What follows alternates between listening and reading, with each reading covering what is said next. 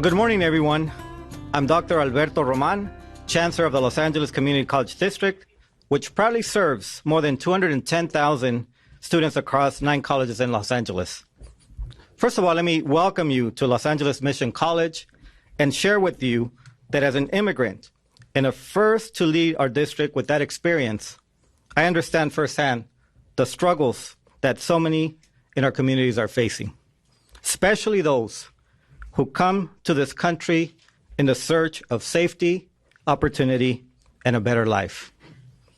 At LACCD, we stand with our immigrant students and families. We reject fear-based tactics and any actions that threatens to undermine the trust and safety of our communities. That's why I'm honored to stand with Mayor Karen Bass and Senator Mangivar, leaders who have never wavered in their commitment to equity, justice, and human dignity. They have raised their voice against unjustified deployment of troops in our neighborhoods, and they continue to fight for all Angelenos, including those who are too often left without a voice. They remind us what it means to lead with courage and compassion. Please join me in welcoming the Mayor of the City of Los Angeles, Mayor Karen Bass. Thank you very much. And also, we want to congratulate our new chancellor of the Community College District. Good morning, everyone. I think that this is such an important morning because I often say to people in Los Angeles, we're not a city that interacts with the military on a daily basis like a lot of cities around the country.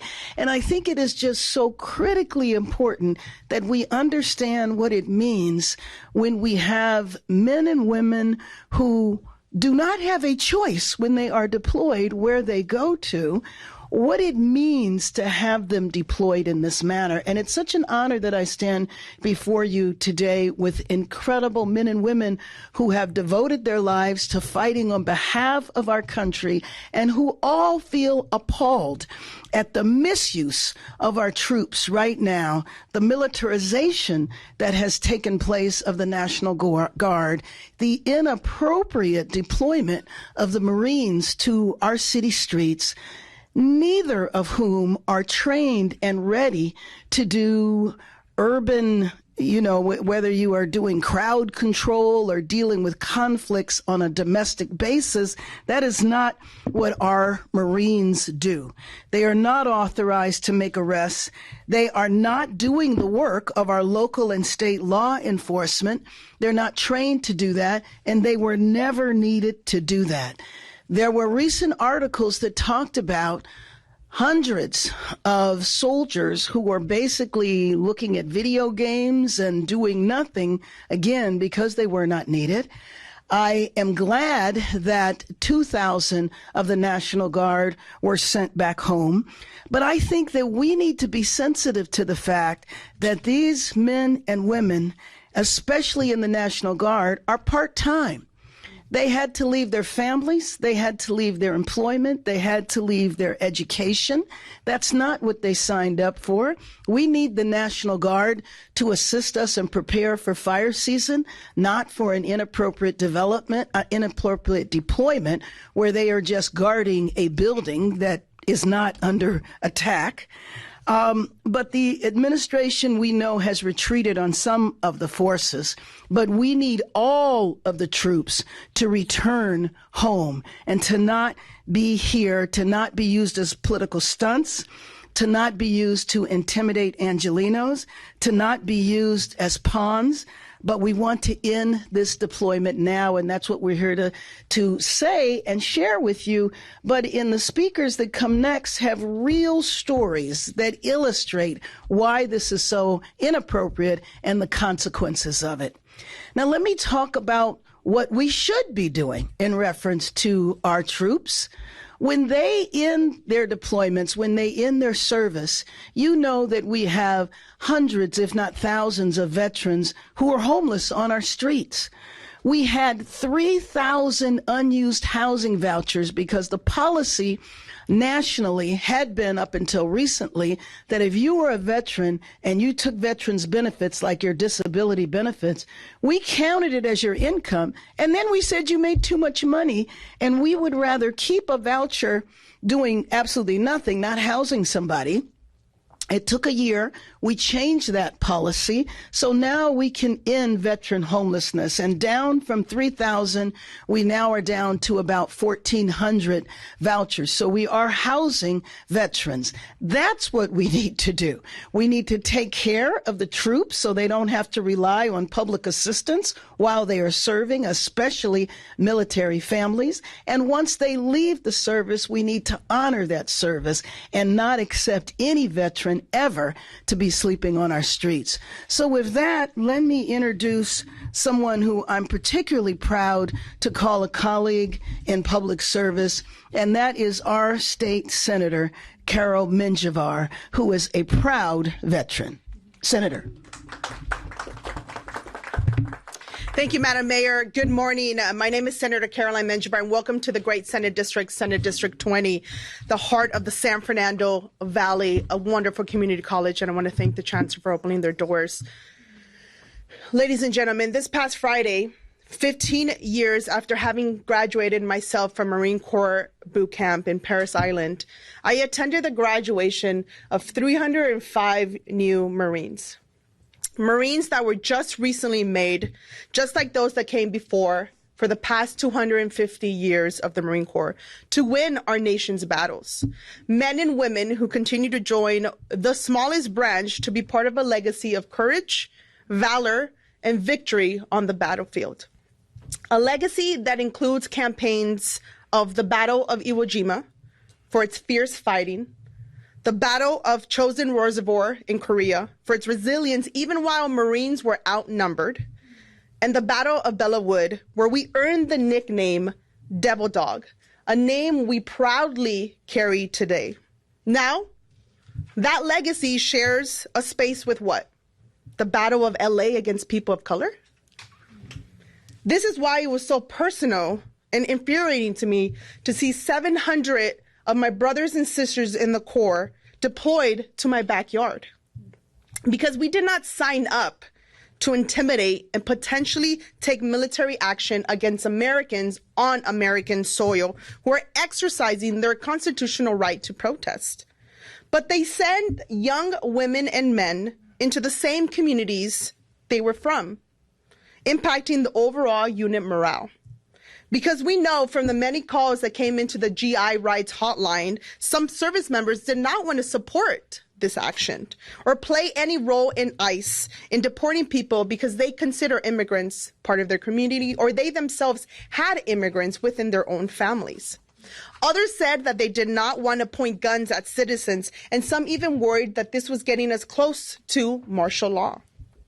That fear came to reality when Marines made their first detainment in LA. And you know who they first detained? A veteran.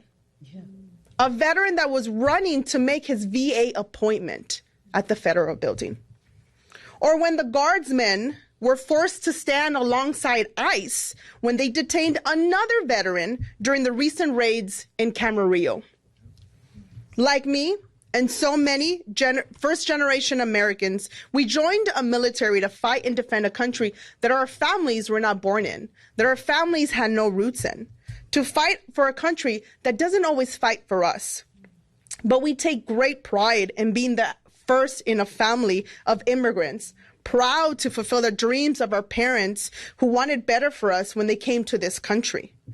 But that pride can rip when a country turns its back on you. A feeling I bet 3 male Marines felt a couple of weeks ago after a video went viral of ICE agents pouncing and beating on their father. A father who had 3 sons who decided to join the Corps while he was landscaping the IHOP in the OC. And while 10,000 guardsmen have been able to go back home, we still have service members deployed in LA literally doing nothing. I'm sorry, that is incorrect. They are doing something. They are wasting your taxpayer dollar. Because even Secretary Hegseth said this is going to cost us approximately $134 million and counting. $134 million and counting from a budget that just cut Medicaid. And what that translates to California is Medi-Cal, SNAP, CalFresh, kicking people off health insurance and putting them further into poverty. Our National Guard needs to go back to their jobs as first responders, as healthcare workers, as teachers, and especially back to their role, their important role as the state's counter-drug task force. Service members detaining veterans, detaining the parents of fellow service members. ICE and masked men kidnapping people off the streets. People with all types of legal status getting detained with no criminal record. Raids have caused injuries, heart attacks, and just recently claimed its first soul when Jaime Garcia died trying to evade the immigration raids in Camarillo. This is why I stand here in solidarity with my Marine brothers and sisters, and this morning stand in solidarity with two of my Marine sisters, Janessa to my left and Jessica to my right, and my Army brother, Stuart, to my back right.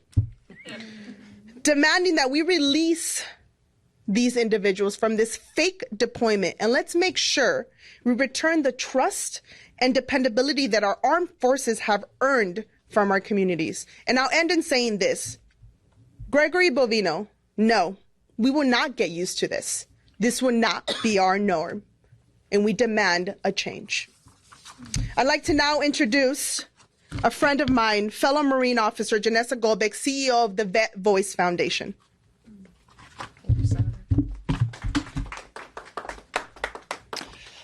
Thank you, Senator. Thank you, Mayor. Thank you, Chancellor.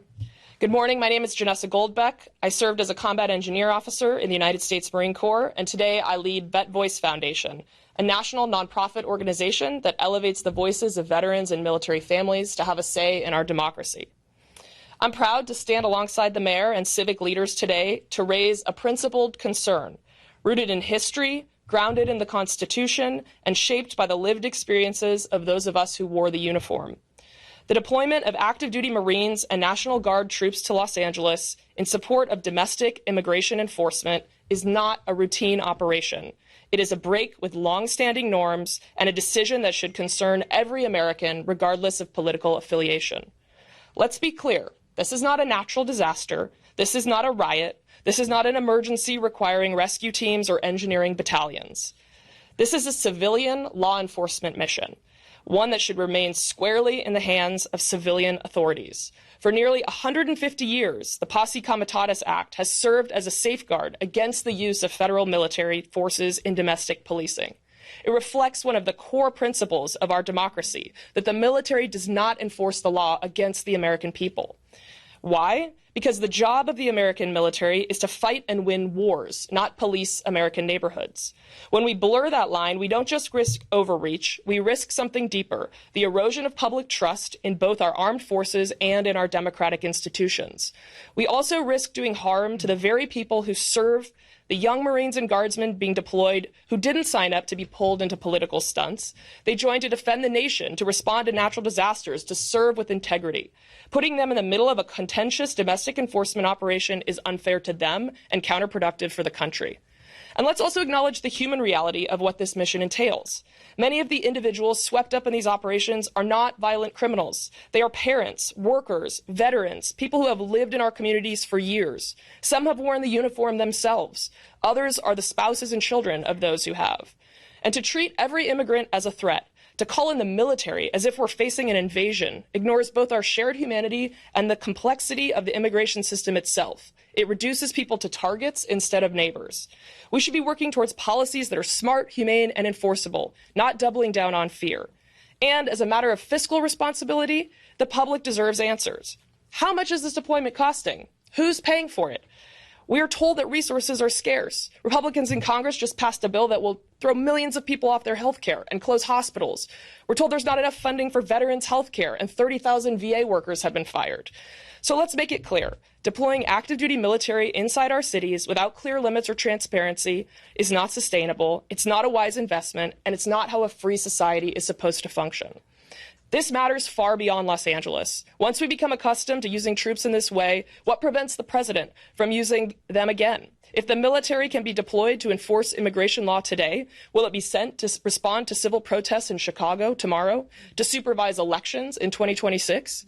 Today, we're here to draw a line. Respectfully, firmly, and without ambiguity, this is not normal, this is not strategic, this is not American, and this is not what the U.S. military is for. Thank you, and Semper Fi. Oh, I'm so sorry. And now I'd like to introduce Stuart Waldman, Army veteran. Vika. Did I say that right? Vika. Sorry. Thank you. Stuart Waldman, Army veteran and president and CEO of the Valley Industry and Commerce Association, VICA. I'm not happy to be here. We shouldn't be here. There's no need for this. It's ridiculous what's happening.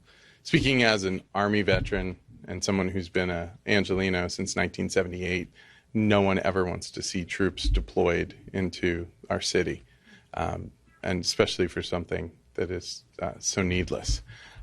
As a business leader, we are concerned that this is the chilling effect that this is having on our local economy. Businesses have consumers who aren't coming right now. They have workers who don't want to come to work because they're afraid or have to leave work because something's happening to a family member. This is overkill, it is unnecessary, and it needs to stop. And now I'm going to introduce Brandy Jones, Co-Executive Director and Organizing Director of Secure Families Initiative. Hi, everyone. Thank you for inviting me to speak today, Mayor Bass. I'm Brandy Jones, the Co-Executive Director of Secure Families Initiative.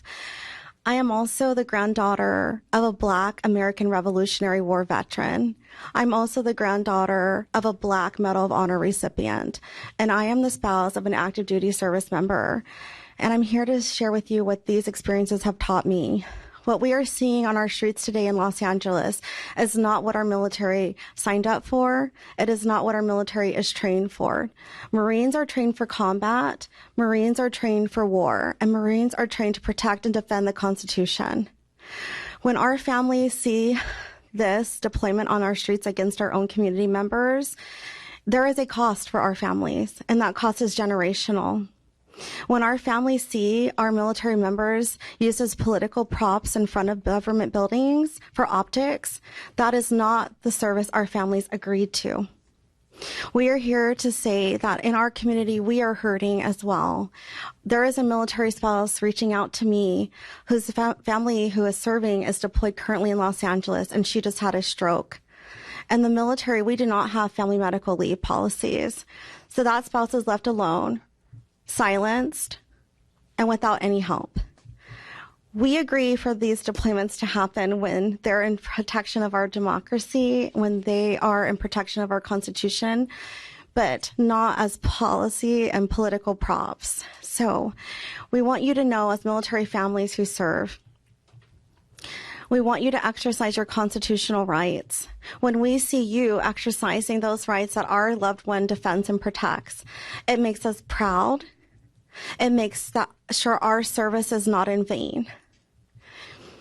We are your military. When you see us used in ways that you do not agree with, that you think is unsafe or unconstitutional, please join the spouses at Secure Families Initiative that I proudly represent and myself in contacting your Congress member and reaching out to your senator, speaking your voice to your elected officials, and exercising all of the rights that we protect and sacrifice for every day.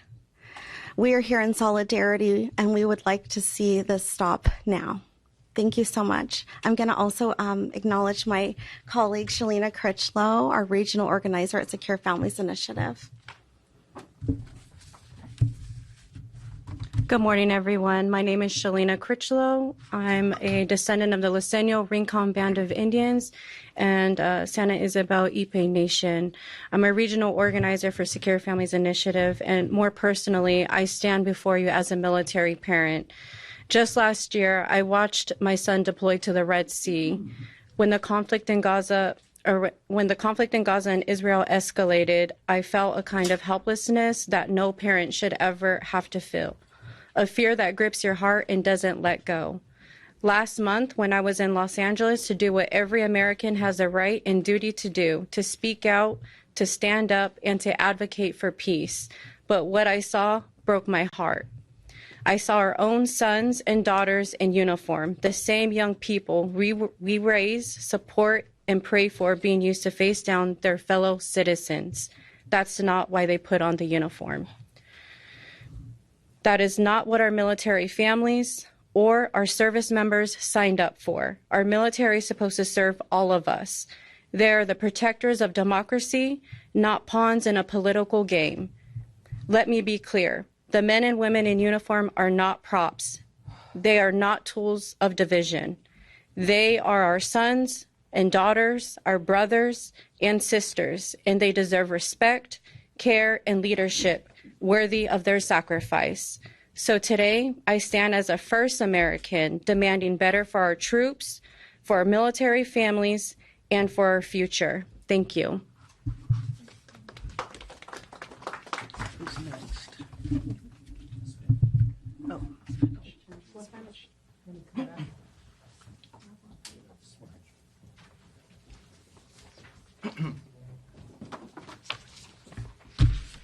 Voy a decir unas palabras en español. Voy a ser breve, pero tengo unos comentarios que hacer. Sí. Muy buenos días. Mi nombre es Alberto Román. Soy el rector del Colegio Comunitario del Distrito de Los Ángeles. Es un orgullo servir a los 9 colegios comunitarios de nuestro distrito. Me da un placer darles la bienvenida aquí al Colegio de Los Ángeles Mission College.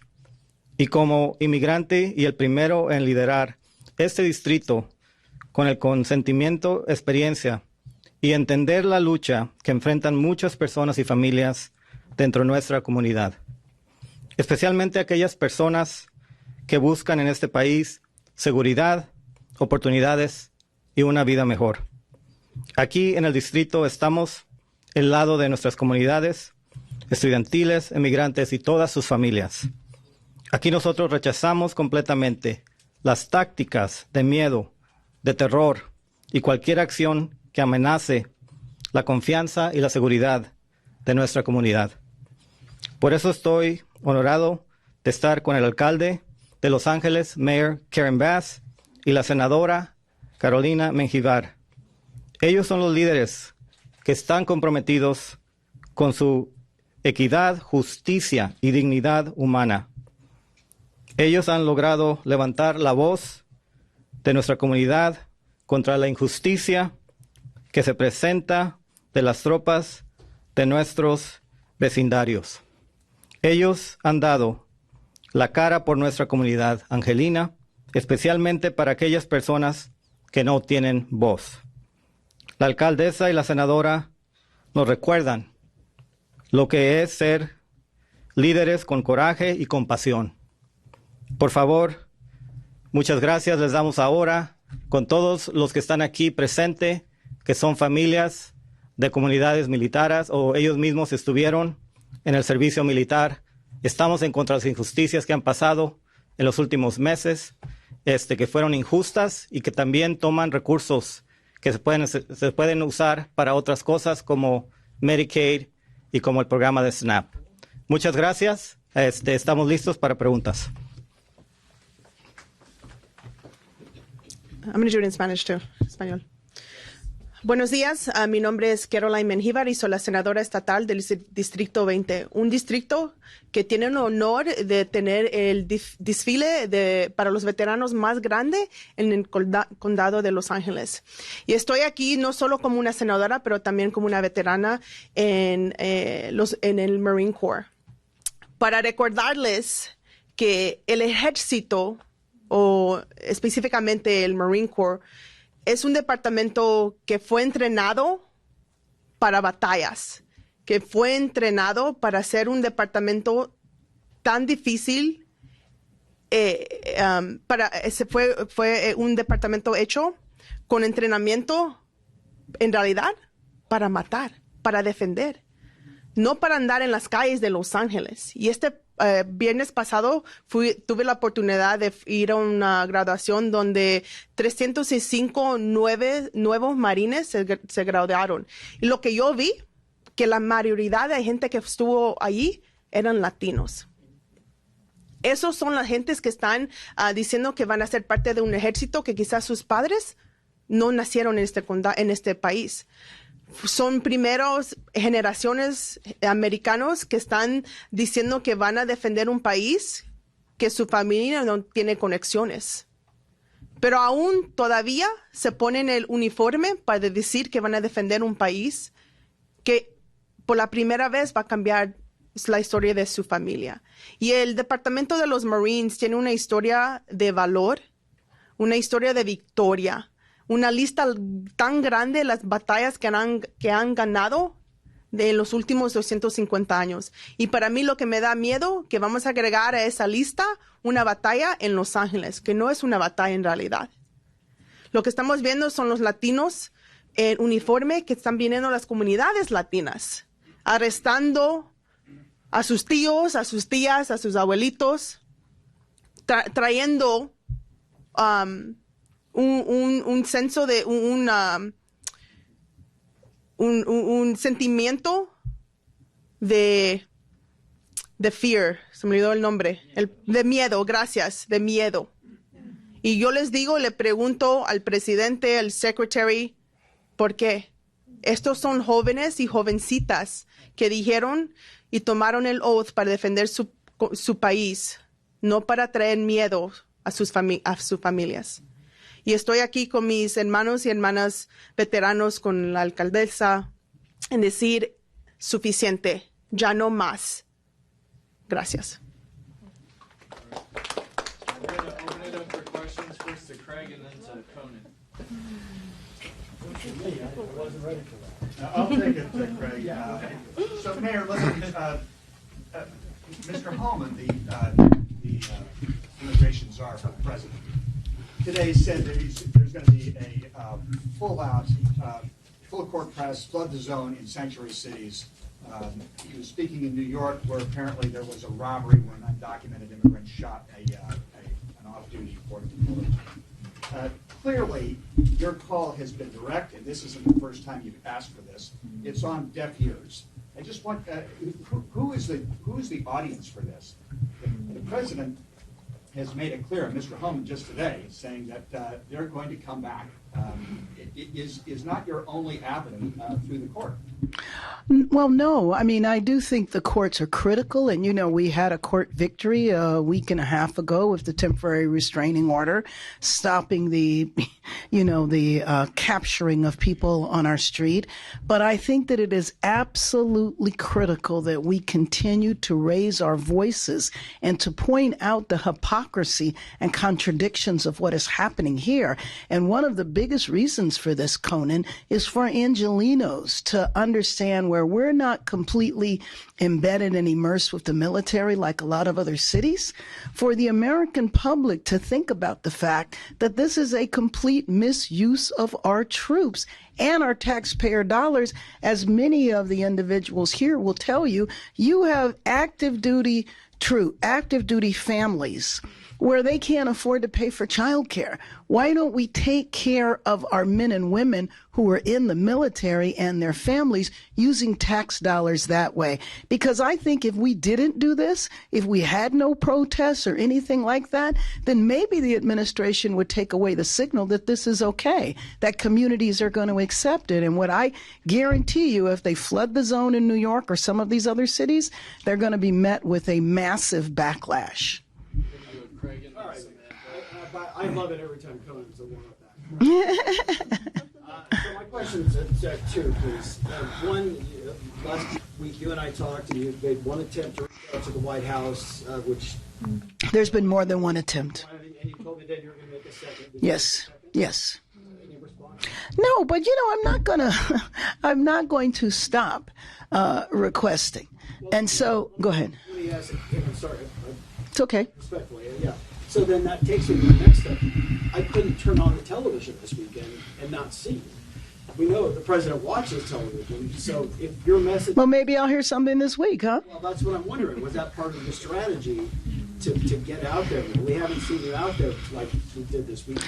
Well, I hope that that will continue, but not just me. I mean, listening to the men and women who serve our country, people who have served, and their response, their concern, people on the street, the businesses that are impacted, as Stuart mentioned. This is a blow to our city in so many different ways, and the economic factor needs to be talked about a lot. The economic factor of wasting taxpayer money, the economic factor of as long as this climate of fear continues, people are not going to go to work. They're not going to patronize businesses. We had a raid in Brentwood the other day where they were rounding up gardeners and landscapers. It's hard for me to believe they're hardened criminals. Nobody is standing here defending hardened criminals. That's not what this is about. This is about everyday working people who are trying to survive and who are not being able to because of the climate of fear that has been placed over our city. I don't know. I don't look at it that way. I will continue to reach out to them until they respond. You know from our conversation yesterday that, we had a meeting set with Bovino, but at the last minute he canceled it. Next question is Samantha and then Julia.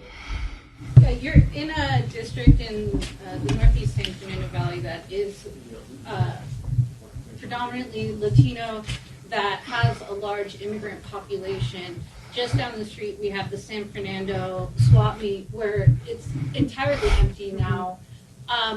What is being done to actually protect these communities, to help these communities that are being terrorized? And and what is the city and what can the state do to actually help these communities, like the Northeast San Fernando Valley, where you're currently speaking? Great question, and I want to tie into the first question also as to why we continue doing this if it's landing on deaf ears. It's because our constituents are constantly asking us, what are you doing? Mm-hmm. Because if we stay silent, then there's only one narrative, one angle. And Secretary Noem just yesterday said and lied and said, we are not profiling people and we are not just arresting people of color. That's a lie. So what are we doing here in the Northeast San Fernando Valley is as much as we can with the limited power that we have, right? You're right that we're winning in the court, or our process is through the courts, but what we're doing is know your rights. We're seeing a change of people to understand that people can't just go onto private property, that they're locking their doors. Businesses are adjusting business hours to accommodate to individuals. What we're doing is a lot of know your rights workshops. On the Senate, we are providing materials to be handed out to individuals. We are partnering with interfaith leaders to hold standing vigils in unity, because if we don't do that, people won't see our force and presence demanding change. So we are, once, bringing our presence to letting them know that we're here, delivering meals to people's homes who are not coming out to go grocery shopping. We're finding volunteers to do that kind of work. We're uniting to put together community hubs at churches, at temples, for people to come and feel safe and have a space to have conversations. I can't go up and stop a federal agent myself. You'll see that they will arrest us. But what we're doing is the need to ensure that their basic needs are being met. The mayor on the city level, and she could speak to that, are looking to how we can help supplement some of the finances that people are losing because they're not going to work. So from letting them know our presence is there, to sharing our message, to also flooding the media to hear our angle, those three things need to go hand in hand. Julia and then Victor. Questions for the mayor. I just wanted to check on the status of the chief recovery officer for the fires. Is that a position you're definitely still planning to fill it? If so, do you have a timeline for it? Yes, soon. Soon, in the next few weeks. Let me just say, too, that in terms of the city, it's not the valley that has a large Latino population. The city of Los Angeles is 3.8 million people, with 50% being Latino. So this has citywide impact. And in terms of what the city is doing, we have our family resource centers where people can go and receive services and support. And then working with we're very fortunate here because we have community-based faith-based organizations that have been around for over 4 decades who focus on immigrant rights and supportive services for immigrant communities, well-established institutions, and we work in partnership with them. So I think that our city is fortunate. I worry about other cities around the country, but I'll tell you, 3 days after the first raids, I was on a Zoom call with over 120 mayors. So people are very, very concerned. I got a text message from the governor's office in Oregon, concerned that Portland or other cities in Oregon are next. I do think that they were sending a message with our city coming to the nation's second largest city, and if they thought they could get away with it here, which is back to Conan's point, is that if they think they can get away with it here, then they can get away with it anywhere. And that's why it's important for us to be very vocal and consistent in our opposition. Can you address how this has affected tourism? You know what? I can't, and Stuart might know. I don't have any specific data on that right now. I can tell you, though, that a few weeks ago, there was a major soccer game in Pasadena, and the attendance was way down. You know, we can't send, we are 11 months away from the World Cup. We have to send a message of welcoming and inclusion, not a message of fear, that if you come here, even legally with papers, you might be detained. You know there's people going to their immigration appointments that wind up being detained, people with papers who are here legally who wind up being detained. Say, Mayor, does your office have any indication? Last week there was a raid up in Sacramento. Yeah. It was the most northern part thus far. Does your office have any indication if that's the result of the court action that was taken in the Central District? That is what I've heard. I've heard that was a specific slap at the governor. But part of what we're dealing with, Conan, that is so disruptive is a lot of what we're doing, a lot of our movements are based on rumors.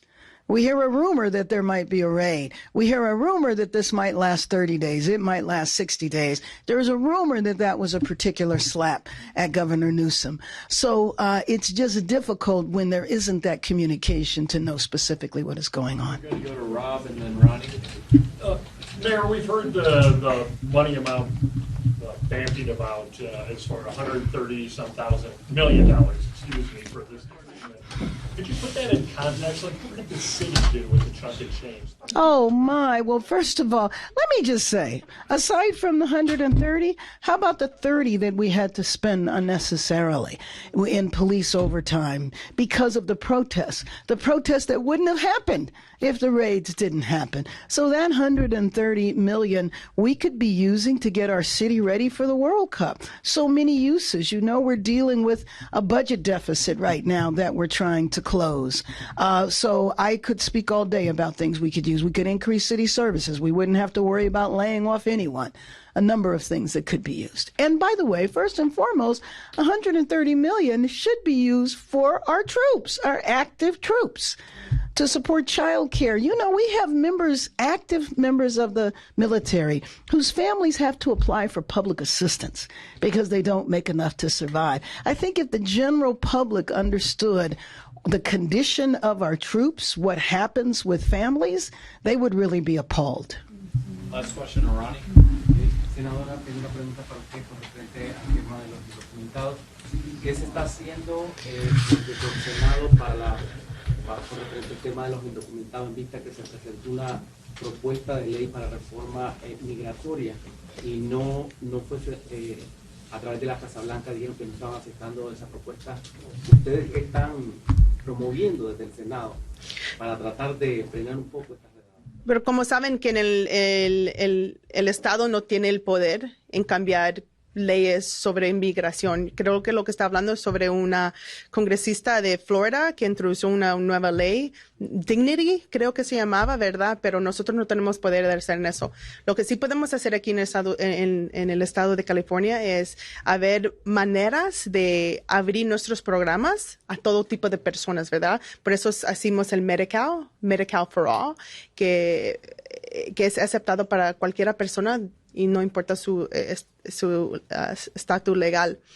En el Senado lo que estamos haciendo es tratar de pasar leyes sobre las máscaras que estamos viendo. La gente que no dice de dónde es, no da su número de badge o algo así. Tenemos dos propuestas ahorita. Por el senador Wiener y también sobre senadora Pérez y el senador Areguín sobre demandando que las personas federales aquí en California no pongan máscaras para cubrirse la cara y tengan que decir de dónde vienen, porque estamos viendo que unos no son ICE agents, son quizás county bounty hunters que están en realidad kidnapping nuestras familias. Y la otra ley que estamos viendo es sobre la salud, que no vayan a entrar a los hospitales, a las clínicas, porque lo que estábamos viendo en Glendale Memorial Hospital, que habían ICE agents esperando a una señora afuera por horas y horas hasta que se saliera de su cita. Esos son los temas que podemos, debajo de nuestro poder, en cambiar. Desafortunadamente, ahí está el límite de nuestro poder en este tema. Can I just say that I really appreciate the senator responding, because as she went down a number of laws that are being worked on in Sacramento, like the masking and the bounty hunters and all, she mentioned one in terms of health.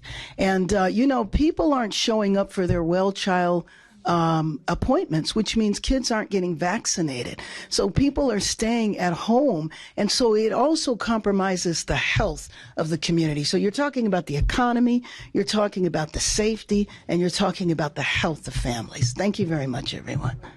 Yeah.